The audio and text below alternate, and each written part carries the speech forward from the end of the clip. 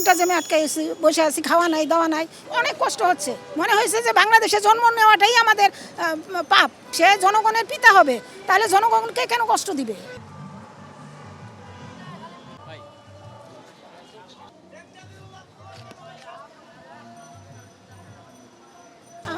আমরা সেই DC office থেকে হাঁটতে হাঁটতে তারপরে আসছি, সেই সকালবেলা থেকে উত্তরা থেকে আসছি। আমরা এই স্বাধীন দেশের নাগরিক, কিন্তু এই স্বাধীন দেশের কি এই হাল? এটা কি আমাদের স্বাধীনতা? আমার বুকে রিং পরা, আমি হাইটা আসতে পারি সেই জেলা পরিষদ ডিসি অফিস থেকে? আমার মেয়েটা জগন্নাথ থেকে হাইটা তারপর আসতেছে কেন? আমরা কি এই জন্য স্বাধীনতা অর্জন করছি? আমি বাসে 1.5 ঘন্টা যাবত বসে আছি, এই আন্টির রিং পরানো, তারপর আমি রাস্তায় দেখা উনি অসুস্থ মানুষ, ওনার জন্য আমি এখন আস্তে আস্তে হেঁটে হেঁটে যাচ্ছি।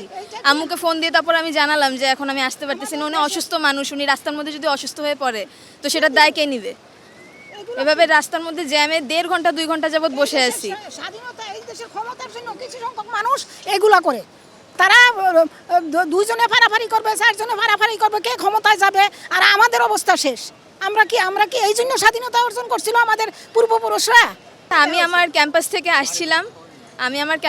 আসছিলাম, তো বাসে যেরকম আমি আসি লোকাল বাসে উঠে গেছি, ক্লাস শেষ, তো আমি আসছি হঠাৎ করে, মানে আমি এক পাও মানে এগোতে পারছে না, 10 মিনিট আগানোর পরই বাস জ্যামে আটকে পড়েছে। তো আমি তো আর চিনি না, এখন আমি 2 ঘন্টা যাবত বাসের মধ্যে বসে আছি। তারপরে আম্মুকে ফোন দিলাম, তো আম্মু বললো এখন তুমি রিক্সা ধরে এসে পড়ো, নাহলে হেঁটে তুমি চিনবা নাকি? তারপরে আমি বললাম ঠিক আছে আমি হেঁটেই আসি। তো আন্টির সাথে রাস্তায় দেখা, তখন আন্টি বলছে যে তুমি কোথায় যাচ্ছ? তখন আমি বললাম আমি পল্টনের দিকে যাচ্ছি, ওখানে আমার বাসা, তো ওদিক দিয়ে সামনে দিয়ে আমি বাসা। তখন উনি যাবে হচ্ছে সচিবালয়। তখন আমি বললাম তাহলে আপনি, উনি চেনেও না, উনি মেট্রো রেলে যাবেন। তখন আমি বললাম মেট্রো রেল তো পল্টনের ওখানেই, তো আপনি আমার সাথেই চলুন তাহলে। তো উনি বললো তাহলে আমি তোমার সাথেই চলি। আর উনি অসুস্থ, উনি রিং পরানো, উনি আমাকে বললেন। তো আমি ওনার জন্য আস্তে আস্তে এখন হেঁটে হেঁটে যাচ্ছি। উনি যদি এখন অসুস্থ হয়ে যায় রাস্তার মধ্যে, তো সেটার দায় তো কেউ নিবে না, মানে মানবতার খাতিরেই ওনার সাথে যাওয়া আর কি। অসুস্থ অবস্থা মানে খুবই টায়ার্ড অবস্থা, মানে উনি হাঁটতে পারছেন না এরকম, আর কোনো চেনেনও না, উনি রাস্তাও চেনেন না। উনি যে বাস থেকে হঠাৎ করে নামিয়ে দেওয়া হলো, তো এটা তো কোনো মানে হয় না। যে মানে এখন তো ওনার লেটও হয়ে যাচ্ছে, ওনার বাসার মানুষও তো টেনশন করছে, এটা তো কোনো মানে হয় না। আমার আম্মুও টেনশন করছে, আমি এখন কি করব? এই যে রাস্তায় হাঁটতে হাঁটতে আমি দেখছি আমার মেয়ের মতো, আমার মেয়ের জামাই উইং কমান্ডার বিমান বাহিনীর, আমার মেয়ের জামাই ডাক্তার, একটা ইঞ্জিনিয়ার, আমি নিজেও ব্যাংকার ছিলাম, রিটায়ার্ড পারসন। আমার গলায় অপারেশন, বুকে অপারেশন, 4 ঘন্টা জ্যামে আটকাইছি, বসে আছি, খাওয়া নাই, দাওয়া নাই, একটু মুড়ি কিনা তারপরে খাইয়া পানি একটু খাইয়া আসতেছি। এটা কি আমাদের ভাগ্যের লিখা না? মেট্রো রেল পর্যন্ত, উনি মেট্রো রেলে যাবেন, তো আমি ওনাকে মেট্রো রেল পর্যন্ত ছেড়ে দেওয়ার চেষ্টা করবো, আর এরপর আমি আমার গন্তব্যে যাওয়ার চেষ্টা করব যথাসাধ্য। অনেক এক্সস্টেড অবস্থা ওনাকে রাস্তায় দেখলাম, তো মানে খুবই ঘেমেছিলেন উনি অনেক। আমি নিজেও ঘেমে যাচ্ছি, সেটা আলাদা কথা, কিন্তু উনি একজন বয়স্ক মানুষ, উনি খুবই অসুস্থ অবস্থায় মানে ছিল। তো আমি ভাবলাম যে ওনাকে 70 হয়ে গেছে, 70 বছরে আমি হাঁটতে পারি বলো?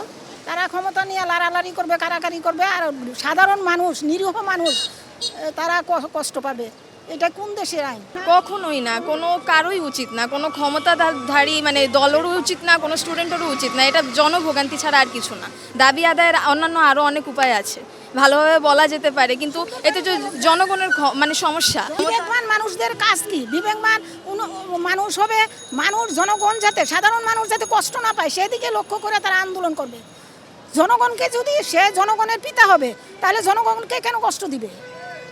তাহলে কি প্রথমেই যদি জনগণকে কষ্ট দিতে থাকে, পরে কি উপকারটা করবে? অনেক কষ্ট হচ্ছে। মনে হয়েছে যে বাংলাদেশে জন্ম নেওয়াটাই আমাদের পাপ।